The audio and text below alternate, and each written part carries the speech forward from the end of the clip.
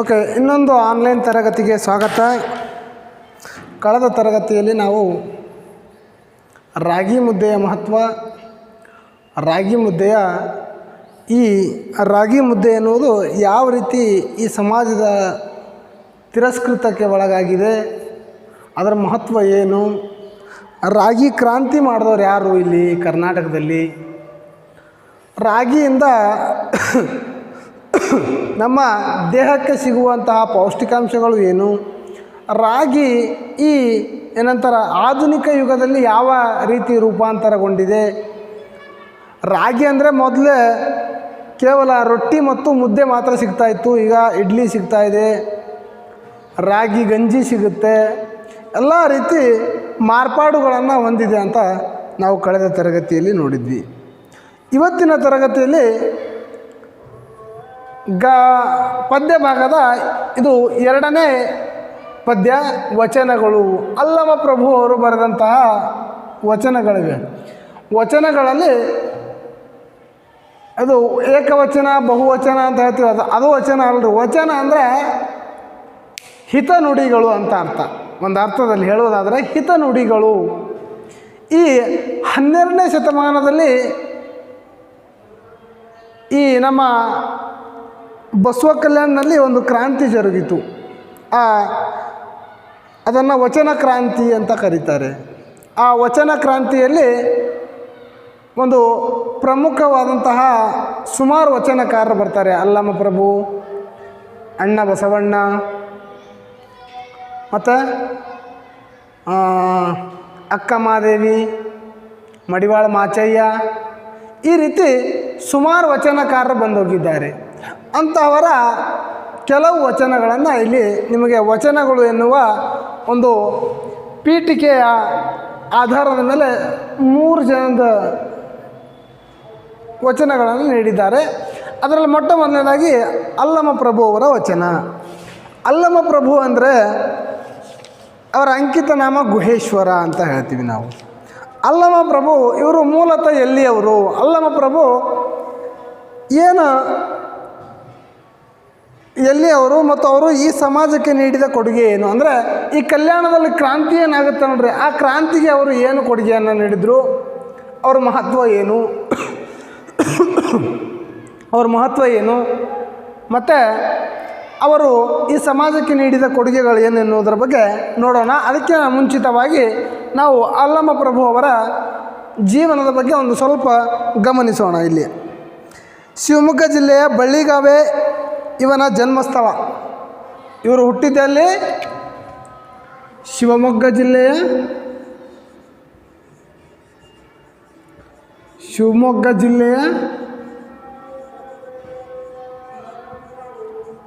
ಬಳ್ಳಿಗಾವೆ ಇವರ ಜನ್ಮಸ್ಥಳ. ಶಿವಮೊಗ್ಗ ಜಿಲ್ಲೆಯ ಬಳ್ಳಿಗಾವೆಯಲ್ಲಿ ಇವರ ಜನ್ಮ ಆಗಿತ್ತು. ಯೌವನದಲ್ಲಿಯೇ ವಿರಕ್ತಿಯತ್ತ ಮುಖ ಮಾಡಿ ಬನವಾಸಿಯ ಮಧುಕೇಶ್ವರ ದೇವಾಲಯದಲ್ಲಿ ಮುದ್ದಳೆ ಬಾರಿಸುವ ಸೇವೆಯನ್ನು ಮಾಡುತ್ತಿದ್ದ. ಅವನು ಪ್ರಾಯದ ವಯಸ್ಸೇನಿತ್ತು ನೋಡ್ರಿ, ಪ್ರಾಯದ ವಯಸ್ಸು ಅಂದರೆ ಯೌವನದ ವಯಸ್ಸಿನಲ್ಲಿ ಆಯ್ತಾ ಆಧ್ಯಾತ್ಮಿಕದ ಕಡೆಗೆ ಭಾಳ ಗಮನ ಹರಿಸ್ತಾನೆ. ಆ ಗಮನ ಹರಿಸಿ ವಿರಕ್ತಿಯತ್ತ ಮುಖ ಮಾಡಿದ. ಅಂದರೆ ಈ ಜೀವನದಿಂದ ವಿಮುಕ್ತಿ ಹೊಂದಲು ನಾವು ಮಾಡಬೇಕಾದಂಥ ಕಾರ್ಯ. ವಿರಕ್ತಿಯತ್ತ ಮುಖ ಮಾಡಿ ಈತ ಬನವಾಸಿಯಲ್ಲಿ ಒಂದು ಗುಡಿ ಇದೆ.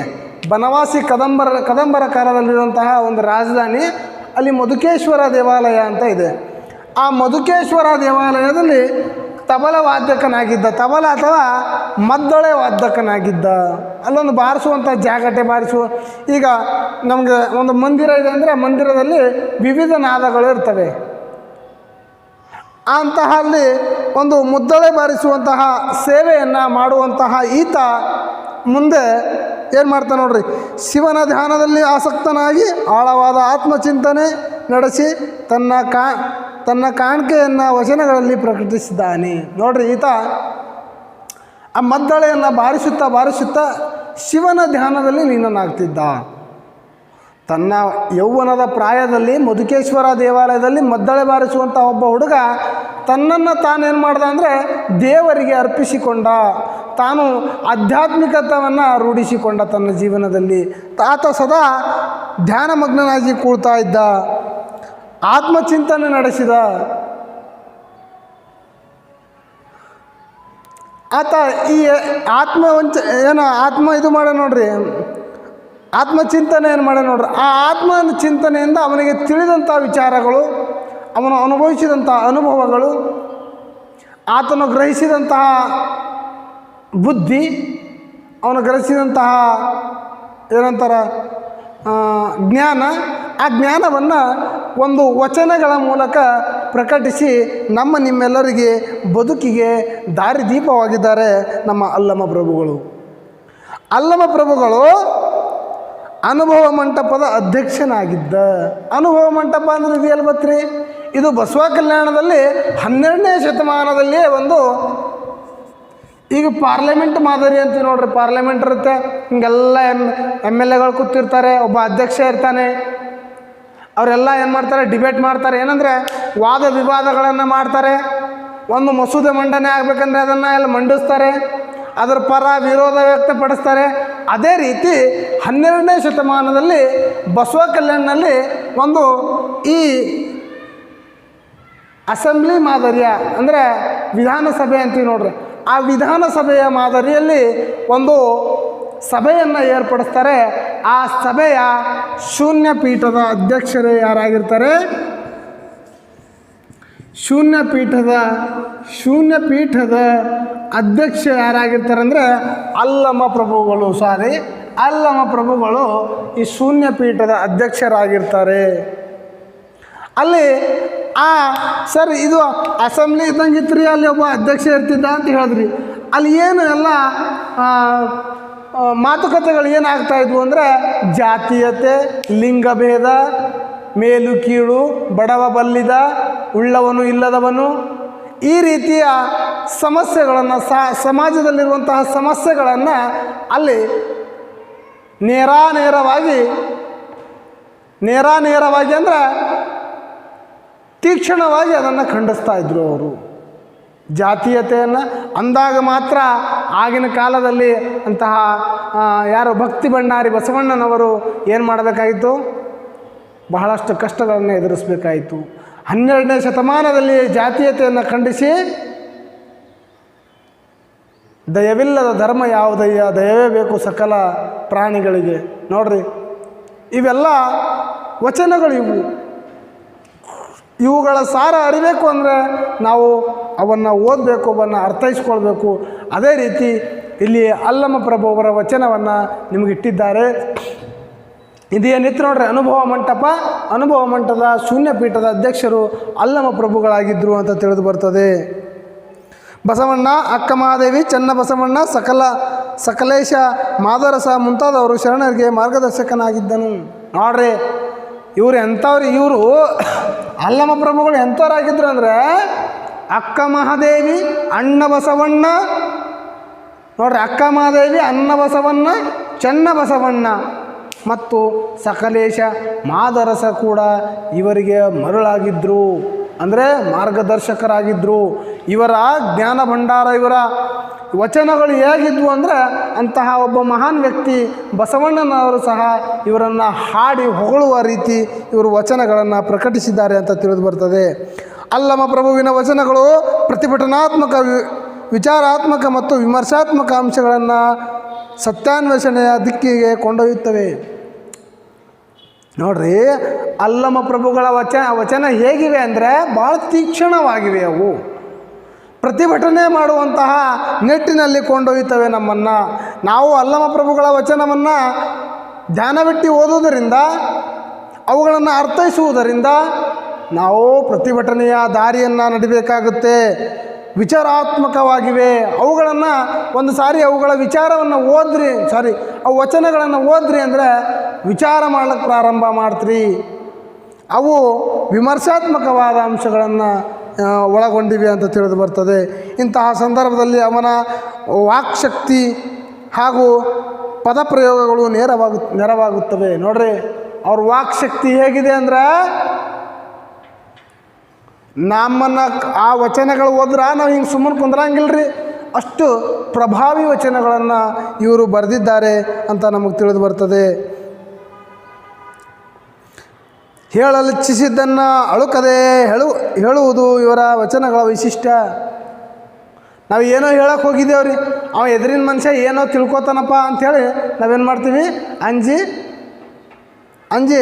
ಅರ್ಧ ಮುರ್ಧ ಹೇಳಕ್ಕೆ ಪ್ರಾರಂಭ ಮಾಡ್ತೀವಿ, ಅಂಜಿ ಮಾತಾಡ್ತೀವಿ. ಆದರೆ ಅಲ್ಲಮ ಪ್ರಭುಗಳು ಆಗಿಲ್ಲ. ತಾವು ಏನು ಹೇಳಬೇಕಂದಿದ್ರು ಅದು ನೇರವಾಗಿ ವಚನಗಳ ಮೂಲಕ ನಮ್ಮ ಮುಂದೆ ಹೇಳಿದ್ದಾರೆ ಅಂತ ಇಲ್ಲಿ ತಿಳಿದು ಬರ್ತದೆ. ತಾನು ಪಡೆದ ಲೋಕಾನುಭವವನ್ನು ಇತರರಿಗೆ ಹಂಚುವ ಪ್ರಯತ್ನ ಮಾಡಿದ್ದಾನೆ. ಈ ವಚನಗಳೇನು ಹೇಳ್ಯಾರ ನೋಡ್ರಿ, ಆ ವಚನಗಳ ಮೂಲಕ ಏನಾಗುತ್ತೆ ಅಂದ್ರೆ ಇವರು ನಿಮ್ಮೆಲ್ಲರಿಗೆ ಏನು ಹಂಚುವಂತಹ ಪ್ರಯತ್ನ ಮಾಡಿದ್ದಾರೆ. ಅವರು ಪಡೆದಂತಹ ಜ್ಞಾನ ಏನಿದೆ ನೋಡ್ರಿ, ಅವರಲ್ಲಿರುವಂತಹ ನೇರ ನುಡಿಯ ಸ್ವಭಾವ ಏನದ ನೋಡ್ರಿ, ಆ ಸ್ವಭಾವವನ್ನು ಇಲ್ಲಿ ತಾವು ವ್ಯಕ್ತಪಡಿಸಿದ್ದಾರೆ ಅಂತ ತಿಳಿದು ಬರ್ತದೆ. ದೇಹವನ್ನು ಹದ್ದುಬಸ್ತಿನಲ್ಲಿಡದಿದ್ದರೆ ಅನಾಹುತಕ್ಕೆ ಆಹ್ವಾನವಿತ್ತಂತೆ. ನಮ್ಮ ದೇಹ ಇದೆ, ಈ ದೇಹ ಸುಖವನ್ನು ಬಯಸುತ್ತೆ, ಆರಾಮಾಗಿರಬೇಕು, ಮೈ ಮುರಿದು ಕೆಲಸ ಮಾಡಬಾರ್ದು. ದೇಹವನ್ನು ಬಂಡಿಗೆ ಹೋಲಿಸಿ ಅದನ್ನು ಅಳಲು ಪ್ರಯತ್ನ ಮಾಡುವ ಪಂಚೇಂದ್ರಿಯಗಳನ್ನು ಹದ್ದುಬಸ್ತಿನಲ್ಲಿದ್ದರೆ ಅನಾಹುತಕ್ಕೆ ಆಹ್ವಾನವಿತ್ತಂತೆ. ನಮ್ಮ ದೇಹ ಹೇಗಿದೆ ಅಂದರೆ ಒಂದು ಗಾಲಿ ಬಂಡಿ, ಎತ್ತಿನ ಗಾಡಿ ನೋಡ್ರಲ್ಲ, ಎತ್ತಿನ ಗಾಡಿ ಇದ್ದಂತೆ. ಅದರ ಇದು ಇರ್ತದಲ್ರಿ, ಲಗಾಮು, ಎತ್ಕೊಳ್ಳಿ ಮೂಗುದಾರ, ಆ ಮೂಗುದಾರವನ್ನು ನಾವು ಹಿಡಿಯೋದಿದ್ದರೆ ಎತ್ಕೊಳ್ಳಿ ಎಕ್ಕಡೋ ಹೋಗುತ್ತೆ. ಅದೇ ರೀತಿ ಇಲ್ಲಿ ದೇಹ ಅನ್ನೋದು ಹಾಗೇ ಇದೆ. ಆ ದೇಹವನ್ನು ನಾವು ಹತೋಟಿಯಲ್ಲಿಡಬೇಕು ಅನ್ನೋದು ಇಲ್ಲಿ ಇವರ ಆಶಯವಾಗಿದೆ, ಇವರ ವಚನದ ಆಶಯವಾಗಿದೆ ಅಂತ ತಿಳಿದು ಬರ್ತದೆ.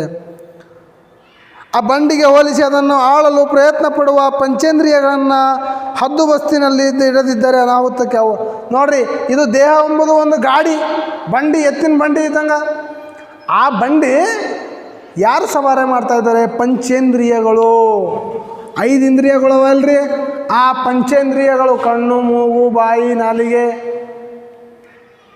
ಕಣ್ಣು, ಮೂಗು, ನಾಲ್ಗೆ, ಕಣ್ಣು, ಮೂಗು, ಬಾಯಿ, ನಾಲಿಗೆ, ಚರ್ಮ, ಈ ರೀತಿ 5 ಪಂಚೇಂದ್ರಿಯಗಳನ್ನು ಇಲ್ಲಿ ನಾವು ನಿಗ್ರಹಿಸಬೇಕಾಗುತ್ತೆ. ನಿಗ್ರಹಿಸಬೇಕಂದ್ರೆ ಅದ್ರ ಮೇಲೆ ಹತೋಟಿ ಸಾಧಿಸಬೇಕಾಗುತ್ತೆ. ನಾಲಿಗೆ ರುಚಿಯನ್ನೇ ಬೇಡುತ್ತೆ, ಸ್ವಾದವನ್ನೇ ಬೇಡುತ್ತೆ, ಕಿವಿ ಇಂಪಾದುದನ್ನೇ ಕೇಳಲು ಬಯಸುತ್ತೆ, ಕಣ್ಣು ಸುಂದರವಾದುದನ್ನೇ ನೋಡಲು ಬಯಸುತ್ತೆ, ಚರ್ಮ ಒಳ್ಳೆಯದನ್ನೇ ಸ್ಪರ್ಶಿಸಲು ಬಯಸುತ್ತೆ. ಆದ್ದರಿಂದ ಇಲ್ಲಿ ಏನು ಹೇಳ್ತಾ ಇದೆ ಅಂದರೆ ಇದು ಈ ಪಂಚೇಂದ್ರಿಯಗಳು ನಮ್ಮ ಮೇಲೆ ಏನು ಮಾಡ್ತಾಯಿದೆ, ಈ ದೇಹ ಎಂಬ ಬಂಡಿಯನ್ನು ನಡೆಸುತ್ತಿವೆ. ಅವುಗಳ ಮೇಲೆ ನಾವೇನು ಮಾಡಬೇಕು? ನಿಗ್ರಹಿಸಬೇಕು ಅಂತ ಇಲ್ಲಿ ಕವಿ ಹೇಳ್ತಾನೆ. ಆಡಂಬರದ ಹಾಗೂ ಯಾಂತ್ರಿಕ ಭಕ್ತಿಯನ್ನು ಪ್ರಶ್ನಿಸುವ ಮನೋಭಾವದ ಜೊತೆಗೆ ಶರಣರ ಆರಾಧನೆ ನಡುವಿನ ವ್ಯತ್ಯಾಸವನ್ನು ಖಂಡಿಸುವ ಪ್ರವೃತ್ತಿ ಇದೆ. ನೋಡ್ರಿ, ಆಡಂಬರದ ಬದುಕು, ಸುಮ್ಮನೆ ತಲೆ ಮೇಲೆ ಪಟ್ಟ ಹೊಡ್ಕೊಂಡು ನಾಮಗಳನ್ನು ಜಪ ಮಾಡ್ಕೊಂಡಿರೋರೆಲ್ಲ ಶರಣರಲ್ರಿ. ಶರಣರು ಯಾರು ಇರಬೇಕು, ಹೇಗಿರಬೇಕು ಅನ್ನೋದ್ರ ಬಗ್ಗೆ ಇಲ್ಲಿ ಯಾರು ಹೇಳಿದ್ದಾರೆ? ನಮ್ಮ ಅಲ್ಲಮ ಪ್ರಭುವರು ಹೇಳಿದ್ದಾರೆ. ಶರಣರ ಆರಾಧನೆ ನಡುವಿನ ವ್ಯತ್ಯಾಸವನ್ನು ಖಂಡಿಸುವ ಪ್ರವೃತ್ತಿ ಇದೆ. ದೇವರನ್ನೇ ಪ್ರಶ್ನಿಸುವ ಹಾಗೆ ನಾನೇ ದೇವರೆನ್ನುವ ಧೈರ್ಯ ಇವನ ವಚನಗಳಲ್ಲಿ ಕಂಡುಬರುತ್ತದೆ. ನೋಡ್ರಿ, ದೇವರನ್ನು ಸಹ ಖಂಡಿಸ್ತಾರೆ ಅವರು. ಯಾಕಂದರೆ ಈ ದೇಹ ಬಂದಿರೋದೇ ಮಣ್ಣಲ್ಲಿ ಮಣ್ಣಾಗೋಕ್ಕೆ. ಈ ದೇಹವನ್ನು ಉಳಿಬಿಡಬಾರ್ದು. ಉಳುವಿಟ್ಟ ಮೈ ಉರಿಚಳಿಗೆ ಮೂಲ ಅನ್ನುವಂತೆ ಇಲ್ಲಿ ಅಲ್ಲಮ ಪ್ರಭುಗಳು ಏನು ಹೇಳ್ತಾರೆ ಅಂದರೆ, ನಾನೇ ದೇವರು. ನಾವೊಂದು ವೇಳೆ ನಿನಗೆ ಏನು ಮಾಡ್ತಾಯಿದ್ದೀನಿ, ಅನ್ನ ಹಾಕಿ ಸಲುತ್ತಾ ಇದ್ದೀನಿ ಅಂದರೆ ನಾನೇ ದೇವ ನಿನಗೆ. ನಿನಗೆ ನೀರಡಿಕೆ ಯಾವಾಗಿದೆಯೋ, ನಿನಗೆ ಹಸಿವು ಯಾವಾಗಿದೆಯೋ ಅವಾಗ ನಿನಗೆ ಯಾರು ಅನ್ನ ತಂದಿಡ್ತಾರೋ, ಯಾರು ನಿನ್ನ ನೀರು ಕೊಡ್ತಾರೋ ಅವರೇ ದೇವರು. ನಾನಲ್ಲದೆ ನೀನು ದೇವರೇ, ನೀ ದೇವರಾದರೆ ನನ್ನನ್ನೇಕೆ ಸಲಹೆ? ಈ ರೀತಿ ದೇವರನ್ನೇ ಪ್ರಶ್ನೆ ಮಾಡುವಂತಹ ಮನೋಭಾವ ಉಳ್ಳಂತಹ ಒಬ್ಬ ಯಾರು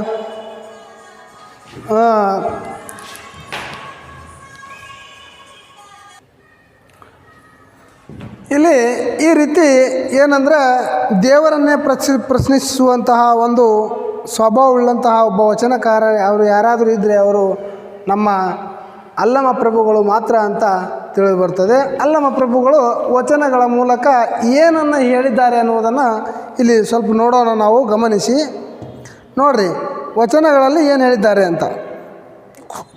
ಕಾಲುಗಳೆಂಬವು ಗಾಲಿ ಕಂಡಯ್ಯ, ಕಾಲುಗಳೆಂಬವು ನನ್ನೆರಡು ಕಾಲುಗಳವ ನೋಡ್ರಿ, ಕಾಲುಗಳೆಂಬವು ಗಾಲಿ ಕಂಡಯ್ಯ, ದೇಹವೆಂಬುದು ತುಂಬಿದ ಬಂಡಿ ಕಂಡಯ್ಯ. ನೋಡ್ರಿ, ನನ್ನ ಕಾಲುಗಳೆರಡು ಅದಾವ ನೋಡ್ರಿ, ಇವು ಎರಡು ಚಕ್ರಗಳಿದ್ದಂತೆ. ಈ ದೇಹ ಅನ್ನೋದು ತುಂಬಿದ ಬಂಡಿ ಕಂಡಯ್ಯ. ನೋಡ್ರಿ, ತುಂಬಿದ ಬಂಡಿ ಅಂದರೆ ಎತ್ತಿನ ಗಾಡಿ, ಅದು ತುಂಬಿದಂತಹ ಗಾಡಿ ಕಂಡಯ್ಯ. ಬಂಡಿ ಐವರು ಮಾನಿಸರು. ನೋಡ್ರಿ, ಈ ಬಂಡಿ ಯಾರು ಹೊಡಿತಾ ಇದ್ದಾರೆ? ಐವರು ಮಾನಿಸರು ಹೊಡಿತಾ ಇದ್ದಾರೆ. ಅವ್ರು ಐವರು ಯಾರಂದರೆ ಹೇಳಿದೆ ನೋಡ್ರಿ, ಪಂಚೇಂದ್ರಿಯಗಳು. ಆ ಪಂಚೇಂದ್ರಿಯಗಳು ಈ ದೇಹವನ್ನು ನಡೆಸ್ತಾ ಇವೆ. ನೋಡ್ರಿ, ಕಾಲುಗಳೆಂಬವು ಗಾಲಿ ಕಂಡಯ್ಯ, ದೇಹವೆಂಬುದು ತುಂಬಿದ ಬಂಡಿ ಕಂಡಯ್ಯ. ಬಂಡಿ ಹೊಡೆಯುವರೈವರು ಮಾನಿಸರು, ಒಬ್ಬರಿಗೊಬ್ಬರು ಸಮವಿಲ್ಲವಯ್ಯ. ನೋಡ್ರಿ, ಒಬ್ರಿಗೊಬ್ಬರು ಹೊಂದಾಣಿಕೆನೇ ಇಲ್ಲ. ಪಂಚೇಂದ್ರಿಯಗಳು ಹೊಂದಾಣಿಕೆ ಆಗ್ತವೇನು? ಆಗಂಗಿಲ್ಲ. ಒಬ್ಬರಿಗೊಬ್ಬರು ಸಮ ಇಲ್ಲ ಇಲ್ಲಿ. ಅದರಿಚ್ಛೆಯನ್ನರಿದು ಹೊಡೆಯೋದಿರ್ದಡೆ ಅದರಚ್ಚು ಮುರಿಯುತ್ತು ಗುಹೇಶ್ವರ. ನೋಡ್ರಿ, ನೀವು ಅದು ಏನು ಮಾಡಬೇಕು? ಅದರ ಬೇಡಿಕೆಗಳೇನವ ನೋಡ್ರಿ, ಅದರ ಇಚ್ಛೆಯನ್ನರಿಯದೆ ನೋಡ್ರಿ, ಅದರ ಇಚ್ಛೆಯನ್ನರಿದು ಹೊಡೆಯದಿರ್ದಡೆ. ನೋಡ್ರಿ, ಅದು ಏನು ಬೇಡ್ತದೆ ಅದಕ್ಕೆಲ್ಲ ಕೊಡಬಾರ್ದು. ನಾ ಈಗಾಗಲೇ ಹೇಳಿದ್ದೀನಿ ನಿಮ್ಗೆ, ನಾಲಿಗೆ ಸದಾ ರುಚಿಯನ್ನೇ ಬಯಸುತ್ತೆ. ಅದು ತಿಂದರೆ ಏನಾಗುತ್ತೆ? ದೇಹ ಹದಗೆಡುತ್ತೆ. ಕಣ್ಣು ಸದಾ ನಿದ್ರೆಯನ್ನೇ ಬಯಸುತ್ತವೆ, ಸುಂದರವಾದುದನ್ನೇ ನೋಡಬೇಕನ್ನಿಸುತ್ತೆ. ಆದರೆ ಅವುಗಳನ್ನು ಸಹ ನಾವು ನಿಗ್ರಹಿಸಬೇಕು ಅಂತ ಇಲ್ಲಿ ಯಾರು ಹೇಳ್ತಾ ಇದ್ದಾರೆ? ಅಲ್ಲಮ ಪ್ರಭುಗಳು ಹೇಳ್ತಾ ಇದ್ದಾರೆ. ದೇಹವನ್ನು ಬಂಡಿಗೆ ಹೋಲಿಸಿ ಅದರ ಚಾಲಕರು 5 ಜನ ಎಂದಿದ್ದಾರೆ. ಪಂಚೇಂದ್ರಿಯಗಳು ಒಂದಕ್ಕೊಂದು ಸಮವಿಲ್ಲ. ಪಂಚೇಂದ್ರಿಯಗಳು ಎಲ್ಲ ಅಲಗ್ ಇವೆ, ಅವೇನವೆ ಬೇರೆ ಬೇರೆ ಇವೆ.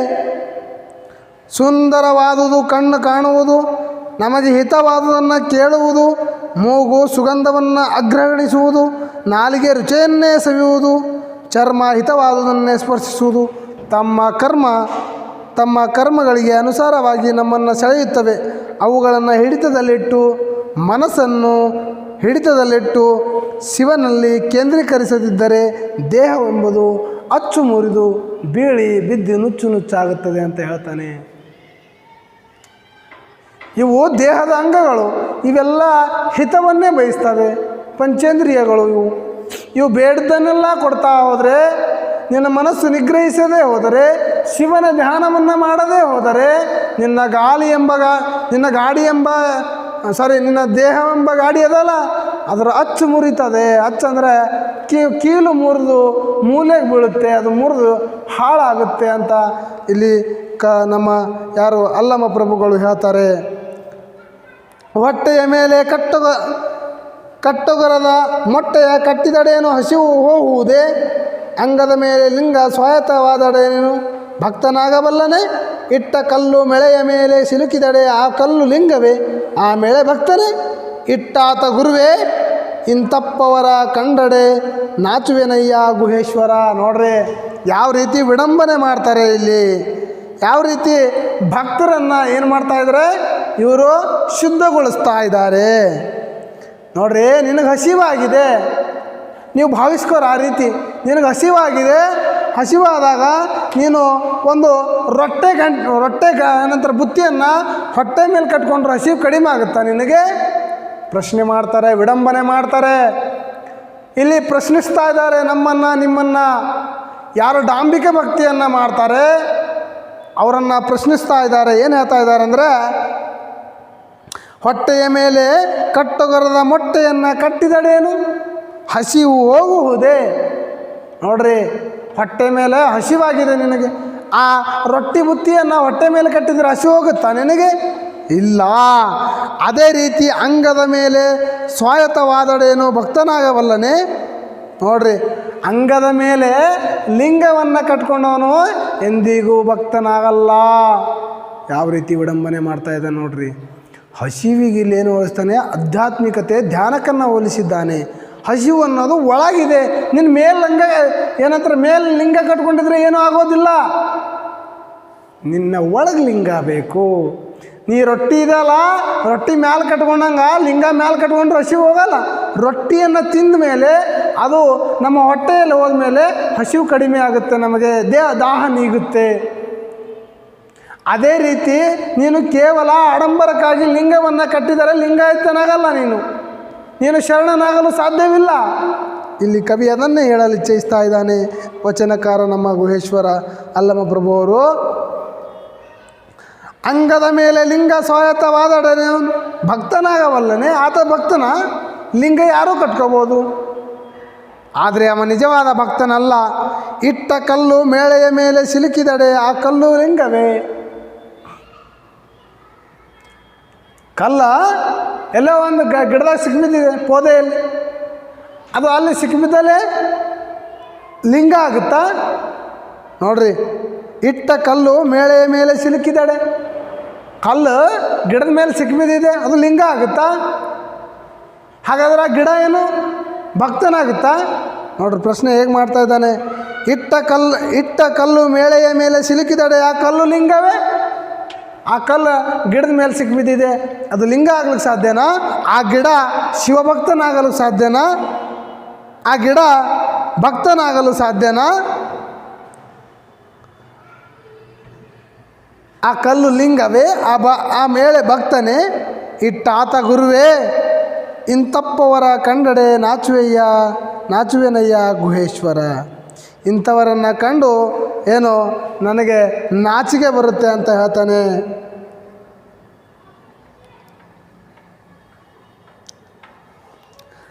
ಕಟ್ಟಿಕೊಂಡ ಕಲ್ಲಿಗೂ ಇದು ಲಿಂಗವೇ ಎಂದು ಪ್ರಶ್ನಿಸುತ್ತಾ ಭಕ್ತಿಯ ಮುಖ್ಯವೇ ಹೊರತು ಆಚರಣೆ ಇಲ್ಲ ಎಂಬುದು ಮನೋಭಾವ ಇಲ್ಲಿ ಕಾಣುತ್ತದೆ. ನೋಡ್ರಿ, ಇಲ್ಲಿ ಮುಂದೆ ಏನು ಹೇಳ್ತಾ ನೋಡ್ರಿ, ಮುಂದಿನ ವಚನ ಹೇಗಿದೆ. ನಾ ದೇವನಲ್ಲದೆ ನೀ ದೇವನೇ. ಪ್ರಶ್ನಾರ್ಥಕ ಚಿಹ್ನೆ ಇದೆ ನೋಡ್ರಿ. ನಾ ದೇವನಿಲ್ಲದೆ ನೀ ದೇವನೇ, ನೀ ದೇವಳಾದೊಡೆ ನನ್ನನ್ನೇಕೆ ಸಲಹೆ. ಆರೈದು ಒಂದು ಕುಡಿತೆ ಉದಕವ ನೆರವೆ, ಹಸಿದಾಗ ಒಂದು ತುತ್ತು ಓರಗವ ನಿಕ್ಕುವ ನಾ ದೇವ ಕಾಣೆ ಗುಹೇಶ್ವರ. ನೋಡ್ರಿ, ಕವಿ ಏನು ಹೇಳ್ತಾನೆ? ನಾ ದೇವನಲ್ಲದೆ ನೀ ದೇವನೇ. ನಾ ದೇವರಲ್ಲದ್ರೆ ನೀ ದೇವರ? ನೀ ದೇವರಾದ್ರೆ ನನಗೆ ಹೇಗೆ ಸಲ್ಲತ್ತಿದ್ದಿ? ಇಲ್ಲಿ ದೇವರನ್ನೇ ಪ್ರಶ್ನೆ ಮಾಡ್ತಾ ಇದ್ದಾನೆ. ನಾ ದೇವರ, ನೀ ದೇವರ?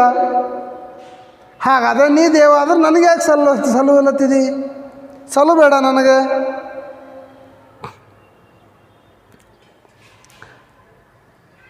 ಯಾರು ಹಸಿದಾಗ ಅನ್ನವನ್ನು ಕೊಟ್ಟು ಬಾಯಾರಿದಾಗ ಬೊಗಸೆಯ ನೀರನ್ನಿಡುವರೋ ಅವನು ತಾನೇ ದೇವರು.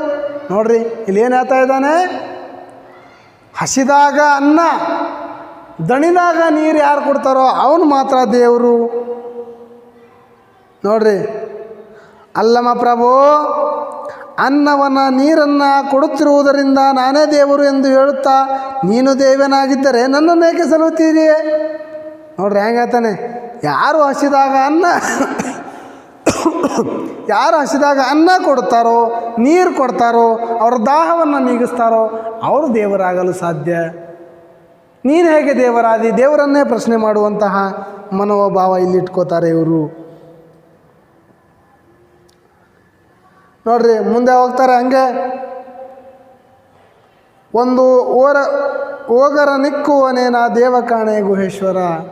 ಯಾರು ಅವರ ದೇಹವನ್ನು ನೀಗಿಸ್ತಾರೋ, ಅವರಿಗೆ ಅನ್ನವನ್ನು ನೀಡ್ತಾರೋ ಅವರನ್ನು ಮಾತ್ರ ನಾನು ದೇವರಂತ ನಂಬ್ತೀನಿ ಅಂತ ಗುಹೇಶ್ವರ ಅಂತ ಅವರು ತಮ್ಮ ವಚನಾಂಕಿತವನ್ನು ಇಲ್ಲಿ ಹೇಳ್ತಾರೆ. ಇನ್ನು ಮುಂದುವರೆದು ವಾಳಯ್ಯ ಅಂತ ಬರ್ತಾನೆ. ವಾಳಯ್ಯ ಎಂಬುವರು ಇವರು ಸಹ ಒಬ್ಬ ಪ್ರಸಿದ್ಧ ವಚನಕಾರರು. ಗಟ್ಟಿವಾಳಯ್ಯ ಈ ವಚನಕಾರರಲ್ಲಿ ಸ್ವಲ್ಪ ಏನಂತಾರೆ ವಿಭಿನ್ನ ರೀತಿಯ ವಚನಕಾರ ಈತ ಯಾವ ರೀತಿ ಇದ್ದ ಅಂದರೆ ಅನೇಕ ಸಲ ಇವ್ರಲಿಂದ ಅವಮಾನಕ್ಕೊಳಗಾಗಿದ್ದ, ಅನೇಕ ವಚನಕಾರರಿಂದ ಅವಮಾನಕ್ಕೆ ಒಳಗಾಗಿದ್ದ ಅಂತ ತಿಳಿದು ಬರ್ತದೆ. ಯಾವ ರೀತಿ ಅವಮಾನಕ್ಕೆ ಒಳಗಾಗ್ತಾನೆ ಗಟ್ಟಿವಾಳಯ್ಯ ಅಂದರೆ ನೋಡ್ರಿ, 12ನೇ ಶತಮಾನದ ವಚನಕಾರಣ ಮುದ್ದಣ್ಣ ಎಂಬುದು ಇವನ ಪೂರ್ವನಾಮ. ನೋಡ್ರಿ, ಇವನ ಮೊದಲ ಹೆಸರು ಏನಿದೆ? ಗಟ್ಟಿವಾಳಯ್ಯ ಎಂದು ಮುದ್ದಣ.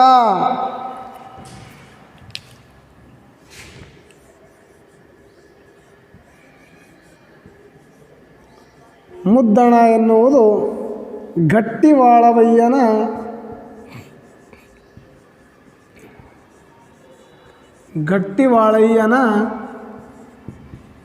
ಹೆಸರಿದು. ಇವನ ಪೂರ್ವ ಹೆಸರು ಮುದ್ದಣ್ಣ ಅಂತ. ಈತ 12ನೇ ಶತಮಾನದ ಸಾಹಿತ್ಯಕಾರರಲ್ಲಿ ಈತನೊಬ್ಬ. ಶಿವಾನುಭವ ಸಾರುವ ನರ್ತನವೇ ಇವನ ಕಾಯಕ. ನೋಡ್ರಿ, ಶಿವನ ಬಗ್ಗೆ ನರ್ತನೆ ಮಾಡುತ್ತಾ ಶಿವನ ಏನಂತಾರೆ ಸಾರವನ್ನು ಹೇಳುವಾತ ಈತ. ಒಬ್ಬ ನರ್ತನಕಾರ, ನಾಟ್ಯಕಾರ ಅಂತ ಹೇಳ್ಬೋದು. ನಾಟ್ಯ ಮಾಡುವಂತಹ ನರ್ತನಕಾರ ಕಾಯಕದವನು ಈತ. ಕಪಟಿಗಳು ಇವನ ಸದಾಚಾರ ಪ್ರಭಾವದಿಂದ ನೈಜ ಜಂಗಮರಾಗಿದ್ದು, ಇವನ ವೈಶಿಷ್ಟ್ಯ ಮುದ್ದಳೆ ಬಾರಿಸುತ್ತಾ ನರ್ತಿಸುತ್ತುವಾಗಲೇ ಕೊನೆ ಉಸಿರೆಳೆದನು. ಅವ್ವಾ, ನೋಡ್ರಿ, ಅವನಿಗೆ ದೇವರು ಹೇಗೆ ಸಾವು ಕೊಟ್ಟಿದ್ದಾನಂದರೆ, ಇವನಿಗೆ ಕಳ್ಳರ ಸಹವಾಸ ಆಗುತ್ತೆ. ಈತ ಅಷ್ಟು ಮಗ್ನನಾಗಿದ್ದ ಅಂದರೆ ನರ್ತನೆ ಮಾಡುತ್ತಾನೆ ತನ್ನ ಕೊನೆ ಉಸಿರೆಳೆದಿರುತ್ತಾನೆ. ಗಟ್ಟಿವಾಳಯ್ಯ ಶಿವನ ಮೇಲೆ ಎಷ್ಟು ನಂಬಿಕೆ ಉಳ್ಳವನಾಗಿದ್ದನಂದರೆ ಆತ ನರ್ತನೆ ಮಾಡುತ್ತಾನೆ ಈ ಲೋಕವನ್ನು ತ್ಯಜಿಸಿ ಬಿಟ್ಟಿದ್ದ ಅಂತ ತಿಳಿದು ಬರ್ತದೆ. ಈ ಗಟ್ಟಿವಾಳಯ್ಯನಿಗೆ ಹಲ ಜನರ ಸಹವಾಸ ಆಗುತ್ತೆ. ಅವರು ಏನೋ ಒಂದು ತಮ್ಮ ಹೊಟ್ಟೆಪಾಡಿಗೋಸ್ಕರ ಇವನ ಜೊತೆ ಬರುತ್ತಾರೆ. ಬಂದು ಅವರು ನಿಜವಾದಂತಹ ಶರಣರಾಗುವಂತಹ ಒಂದು ಘಟನೆ ಇವನ ಜೀವನದಲ್ಲಿ ನಡೀತದೆ. ಇವನ ವಿಶಿಷ್ಟತೆ ಇದೆ.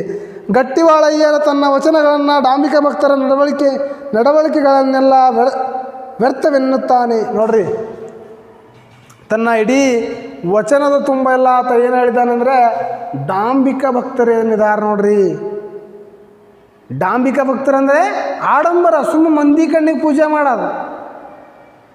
ಪೂಜೆ ಮಾಡ್ತಿರ್ತಾರೆ, ಮನಸ್ಸಲ್ಲಿ ಏನೋ ಕೆಟ್ಟ ಯೋಚನೆ ಮಾಡ್ತಾ ಇರ್ತಾರೆ. ಪೂಜೆ ಮಾಡ್ತಿರ್ತಾರೆ, ಬಾಯಿಂದ ಯಾರಿಗೋ ಕೆಟ್ಟದನ್ನು ಬಯಸ್ತಾರೆ. ಪೂಜೆ ಮಾಡ್ತಿರ್ತಾರೆ, ಯಾರನ್ನ ಅಪಶಕುನವಾಗಿ ಅಪಶಬ್ದಗಳಿಂದ ಬೈತಾರೆ, ಅಪಶಬ್ದದಿಂದ ನಿಂದನೆ ಮಾಡ್ತಾರೆ. ಇದರಿಂದ ಇದು ಎಲ್ಲ ಡಾಂಬಿಕ. ಮಂದಿಗೆ ಕಣ್ಣಿಗೆ ಕಾಣುವಂತೆ ಮಾಡಬೇಡ. ನಿನ್ನ ಅಂತರಾತ್ಮದಲ್ಲಿ ದೇವರನ್ನು ನೆನೆಸು. ನಿನ್ನ ಅಂತರಾತ್ಮದಲ್ಲಿ ಆಧ್ಯಾತ್ಮಿಕವನ್ನು ಕ್ರೋಢೀಕರಿಸು. ನಿನ್ನ ಅಂತರಾತ್ಮದಲ್ಲಿ ಶಿವನನ್ನು ಧ್ಯಾನ ಮಾಡು ಅನ್ನುವುದೇ ಇವರ ವಚನದ ಸಾರವಾಗಿದೆ. ಇವರು ಅಂತಹೆಲ್ಲರನ್ನು ವ್ಯರ್ಥ ಅಂತ ಟೀಕಿಸ್ತಾರೆ. ವೇಷಧಾರಿಗಳೆಲ್ಲರೂ ಭಕ್ತರಾಗಲು ಸಾಧ್ಯವಿಲ್ಲ. ನೋಡ್ರಿ, ಕಾವಿ ಅಂಗಿ ಹಾಕ್ಕೊಂಡು ಈ ಬತ್ತಿ ಪಟ್ಟ ಹೊಡ್ಕೊಂಡು ನಾನು ಒಂದು ಕೊಳ್ಳಾಗ ಲಿಂಗಾಯತ ಹಾಕೊಂಡ್ರೆ ಲಿಂಗಾಯತ ಆಗಂಗಿಲ್ಲ. ನಾನು ವಚನಕಾರನಾಗಲು ಸಾಧ್ಯವಿಲ್ಲ. ನಾನು ಶರಣನಾಗಲು ಸಾಧ್ಯವಿಲ್ಲ. ಶರಣರ ಗುಂಪಿನಲ್ಲಿ ಅವರು ಸೇರಲು ಅರ್ಹರಿಲ್ಲವೆಂದು ಹೇಳುತ್ತಾರೆ. ನೋಡ್ರಿ, ಅವರು ಕೇವಲ ಹೊಟ್ಟೆಪಾಡಿಗಾಗಿ ಕಾವಿಯನ್ನು ಹಾಕ್ತಾರೆ. ಅಂಥವರು ಶರಣರ ಗುಂಪಿನಲ್ಲಿ ಸೇರಲು ಸಾಧ್ಯವಿಲ್ಲ ಎಂಬುದು ಈತ ತನ್ನ ವಚನಗಳ ಮೂಲಕ ತಿಳಿಸಿದ್ದಾನೆ. ಗುರುಲಿಂಗ ಜಂಗಮ ಕಲ್ಪನೆಯ ಹೊಸ ಆಯಾಮವನ್ನು ನೀಡುವ ಮತ್ತು ವ್ಯಾಖ್ಯಾನ ನೀಡುವ ಇವನ ಧ್ಯಾಯ ಪ್ರಶಂಸನೀಯ. ನೋಡ್ರಿ, ಗುರು, ಲಿಂಗಮ, ಜಂಗಮ ಇವು ಮೂರುಗಳನ್ನು ವಿಶೇಷವಾದಂತಹ ಸ್ಥಾನವನ್ನು ಕೊಟ್ಟು ಅವುಗಳನ್ನು ಏನು ಮಾಡಿದ್ದಾನೆಂದರೆ ಅವಕ್ಕೆ ವಿಶೇಷವಾದ ವ್ಯಾಖ್ಯಾನವನ್ನು ಕೊಟ್ಟಿದ್ದಾನೆ. ಅವುಗಳಿಗೆ ತನ್ನದೇ ಆದಂತಹ ಸ್ಥಾನವನ್ನು ಕಲ್ಪಿಸಿದ್ದಾನೆ. ಜಂಗಮನಾದವನು ಹೇಗಿರಬೇಕೋ ಹಾಗೆ ನೋಡ್ರಿ, ಗುರುನಾದವನು ಹೇಗಿರಬೇಕು, ಲಿಂಗ ಹೊಂದಿದವನು ಯಾವ ರೀತಿ ಇರಬೇಕೆನ್ನುವುದರ ಬಗ್ಗೆ ಇಲ್ಲಿ ಗಟ್ಟಿವಾಳಯ್ಯನವರು ಬಹಳ ಸಂಕ್ಷಿಪ್ತವಾಗಿ ಹೇಳಿದ್ದಾರೆ.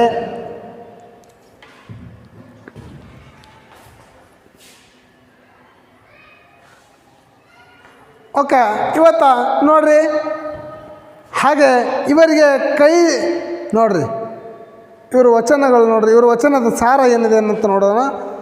ಉತ್ತಮರ ಸ್ನೇಹ ಹಿತವಾದದ್ದು, ಉತ್ತಮರ ಸ್ನೇಹ ಹಿತವಾದದ್ದು, ಪರಸ್ಪರ ಸಂಬಂಧಗಳ ರಾಗ ದ್ವೇಷ ರಹಿತವಾದದ್ದು. ನೋಡ್ರಿ, ಸಂಬಂಧ ಹೆಂಗಿರಬೇಕು? ಉತ್ತಮರ ಸಂಬಂಧ ಹೇಗಿರುತ್ತೆ? ಹಿತವಾಗಿರುತ್ತೆ. ಅಲ್ಲಿ ಪರಸ್ಪರ ಸಂಬಂಧಗಳು ರಾಗ ದ್ವೇಷ ರಹಿತವಾಗಿರ್ತವೆ, ಅಲ್ಲಿ ದ್ವೇಷ ಬರಂಗಿಲ್ಲ. ಸ್ನೇಹ ಅನ್ನೋದು ಹೇಗಿರಬೇಕು ಅಂದರೆ ಅಲ್ಲಿ ದ್ವೇಷನೇ ಸುಳಿಬಾರ್ದು.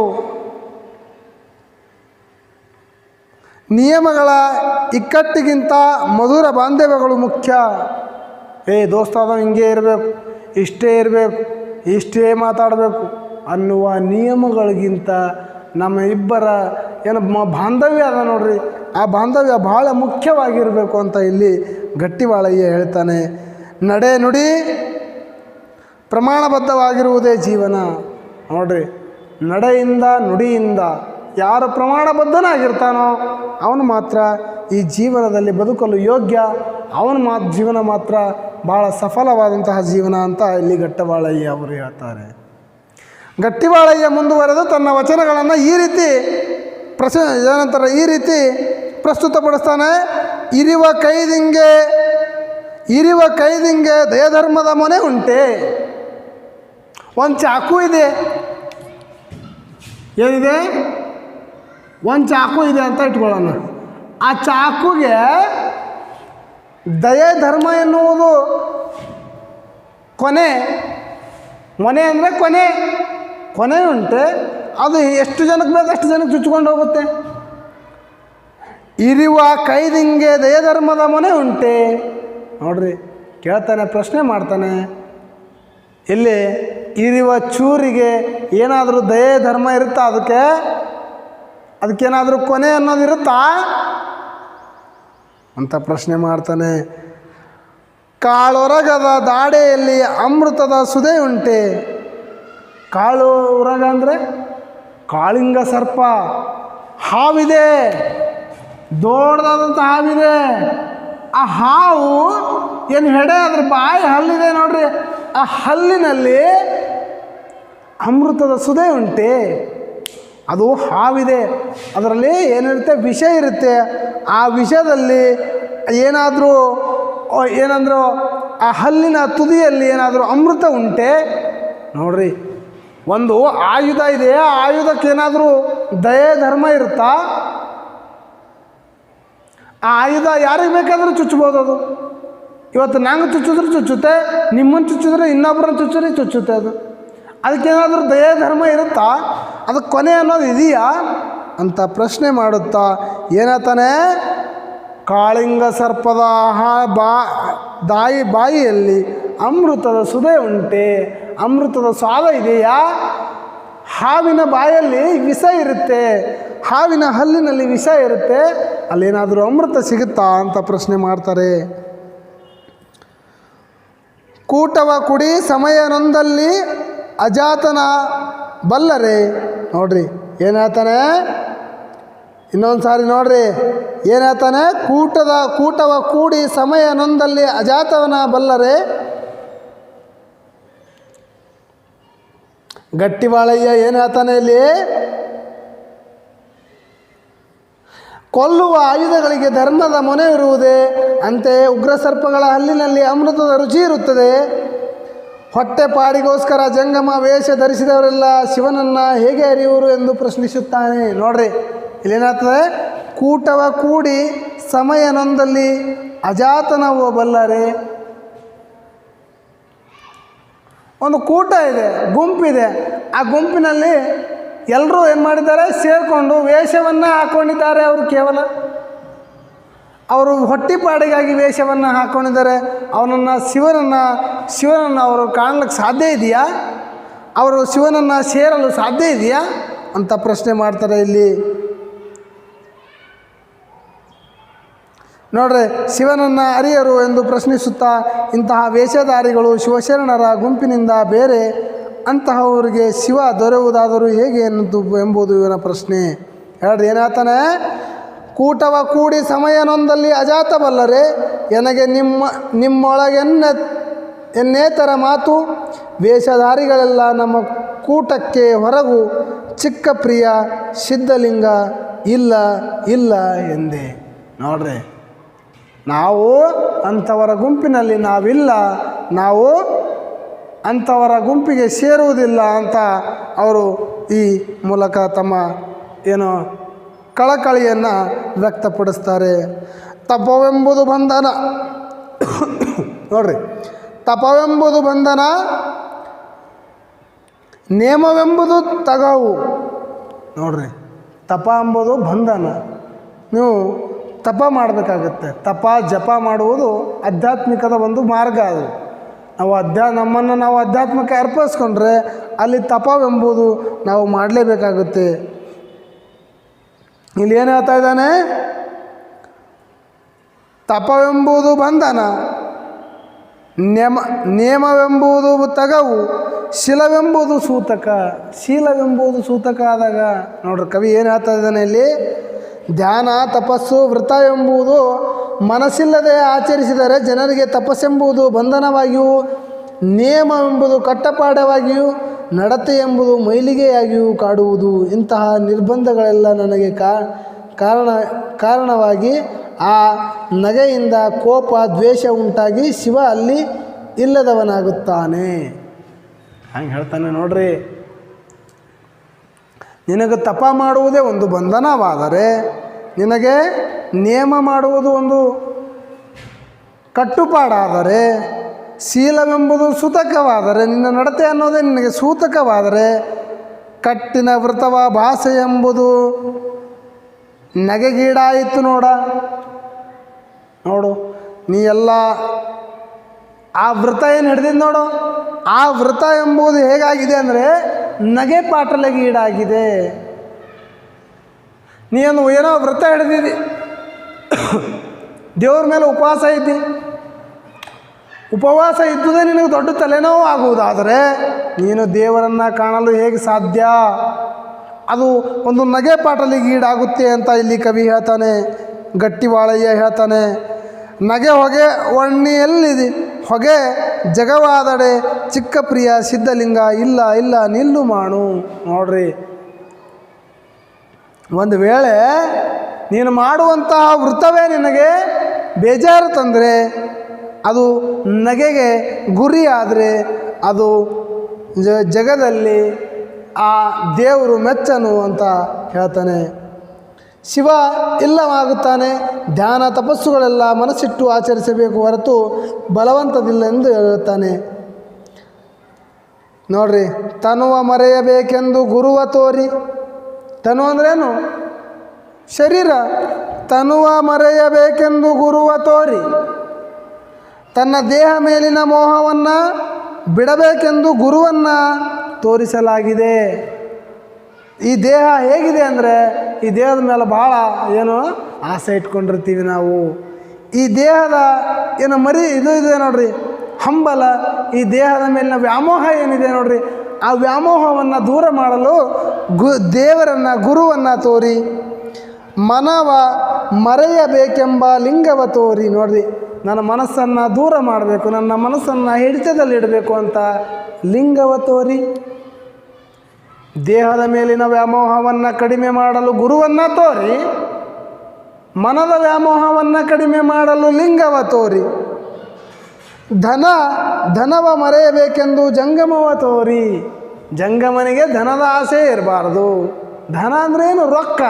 ರೊಕ್ಕ ಯಾರಿಗೆ ಬೇಕಾಗಿಲ್ಲ ಹೇಳ್ರಿ. ಈಗ ಹಣ ಅಂದರೆ ಹೆಣ ಕೂಡ ಬಾಯ್ಬಿಡುವಂತಹ ಸಂದರ್ಭದಲ್ಲಿ ಗಟ್ಟಿವಾಳಯ್ಯನವರು ಈ ರೀತಿ ಒಂದು ಮಾತು ಹೇಳ್ತಾರೆ. ಏನಂದರೆ, ಜಂಗಮ ಧನದ ಮರೆಯಬೇಕೆಂದು ಜಂಗಮವ ತೋರಿ, ಲೇಸ ಮರೆತು ಕಷ್ಟಕ್ಕೆ ಕಡಿದಾಡುವ ಭಾಷಾಹೀನರ ಕಂಡು ನಾಚಿಕೆಯಾಯಿತು. ನೋಡ್ರಿ, ಏನು ಹೇಳ್ತಾನೆ? ತನ್ನ ದೇಹ ಮೇಲಿನದ ಮೋಹವನ್ನು ಕಡಿಮೆ ಮಾಡಲು ಬಿಡಬೇಕೆಂದು ಗುರುವನ್ನು ತೋರಿಸಿ, ಮನಸ್ಸನ್ನು ತನ್ನ ನಿಯಂತ್ರಣದಲ್ಲಿಟ್ಟುಕೊಳ್ಳಬೇಕೆಂದು ಲಿಂಗವ ತೋರಿ, ಧನದ ಮೇಲಿನ ವ್ಯಾಮೋಹವನ್ನು ಕಡಿಮೆ ಮಾಡಬೇಕೆಂದು ಜಂಗಮವನಾಗಿ, ಒಳ್ಳೆಯದನ್ನೆಲ್ಲ ಮರೆತು ಹೊಡೆದಾಡುವ ಭಾಷಾಹೀನರು.